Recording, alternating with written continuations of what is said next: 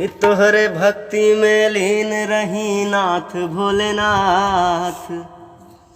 तोहरे भक्ति में लीन रही नाथ भोलेनाथ।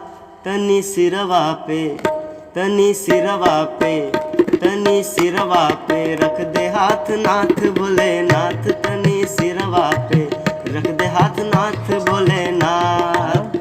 भक्ति में लीन रही नाथ भोलेनाथ। तोहरे भक्ति में लीन रही नाथ भोलेनाथ। तनी सिरवा पे तनी सिरवा पे तनी सिरवा पे रख दे हाथ नाथ भोलेनाथ। तनी सिरवा पे रख दे हाथ नाथ भोलेनाथ।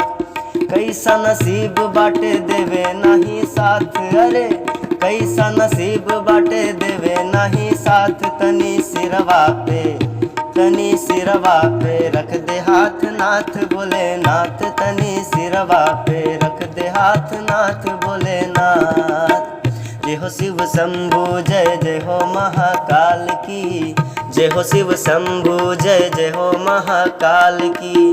पी गए मटकी उठा के हलाहाल की, उठा के हलाहाल की। हाँ गंगा जी शीस सोहे जय हो जटाधारी। गंगा जी शीस सोहे जय हो जटाधारी। माथे पे चंदा विराजे त्रिपुरारी। जय जय हो त्रिपुरारी।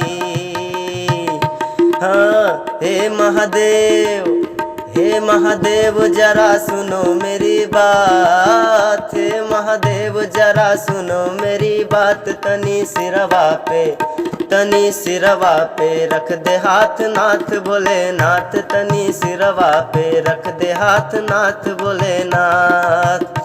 हाथ त्रिशूल लिए बैठे कैलाश में। हाथ त्रिशूल लिए बैठे कैलाश में।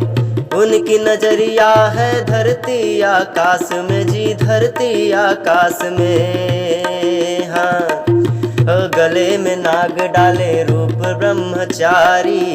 गले में नाग डाले रूप ब्रह्मचारी। तीनों लोक करे नंदी सवारी जी, नंदी सवारी। तोहरे चरणवा में दिन और रात भोले। तोहरे चरणवा में दिन और रात। तनी सिरवा पे तनी सिरवा पे रख दे हाथ नाथ भोलेनाथ। तनी सिरवा पे रख दे हाथ नाथ भोलेनाथ।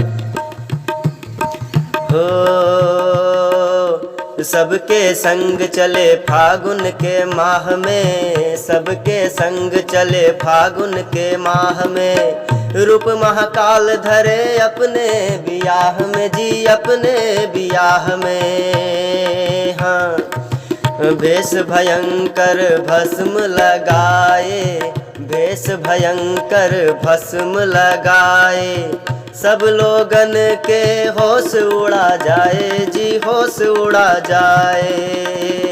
हाँ उनके बराती मचाए उत्पात। उनके बराती मचाए उत्पात। तनी सिरवा पे तनी सिरवा पे रख दे हाथ नाथ भोलेनाथ। तनी सिरवा पे रख दे हाथ नाथ भोलेनाथ।